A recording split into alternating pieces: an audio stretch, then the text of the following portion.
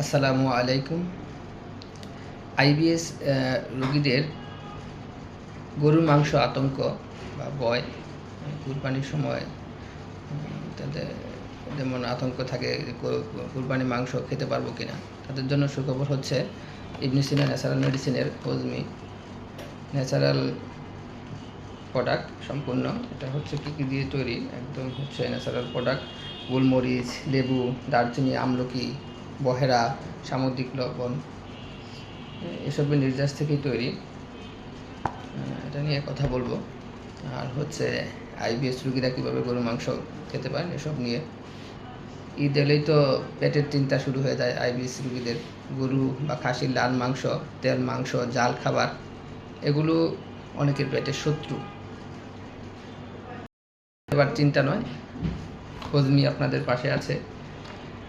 IBS রোগীদের যে সমস্যা হয় তা হচ্ছে পেট ফাঁপা, গ্যাস, ডায়রিয়া, কোষ্ঠকাঠিন্য, হজমের সমস্যা, পেট ব্যথা, অস্বস্তি।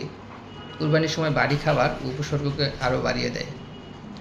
হজমি সিরাপ যেভাবে কাজ করে, এটা হচ্ছে হজমে সহায়ক করে একটি হার্বাল বা ইবনে সিনা ন্যাচারাল মেডিসিনের সাপ্লিমেন্ট, যা হজম প্রক্রিয়াকে ত্বরান্বিত করে, পেটের গ্যাস ফাঁপা কমায়, পিত্তরস বাড়িয়ে চর্বি হজমে সাহায্য করে, ডায়রিয়া এবং কোষ্ঠকাঠিন্যেরও ঝুঁকি কমায়, হালকা আরামদায়ক হজম নিশ্চিত করে। কখন কিভাবে খাবেন? বাড়ি খাবার গ্রহণের 15 থেকে 30 মিনিট আগে অথবা পরে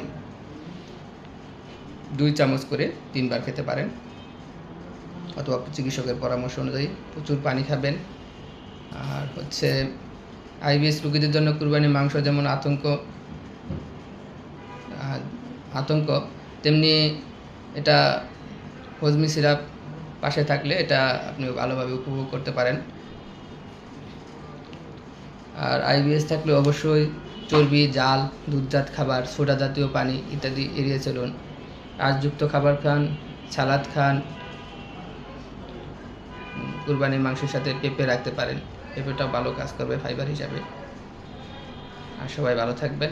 এরকম সুন্দর সুন্দর হেলথ টিপস পেতে অবশ্যই পাশে থাকবেন। আসসালামু আলাইকুম।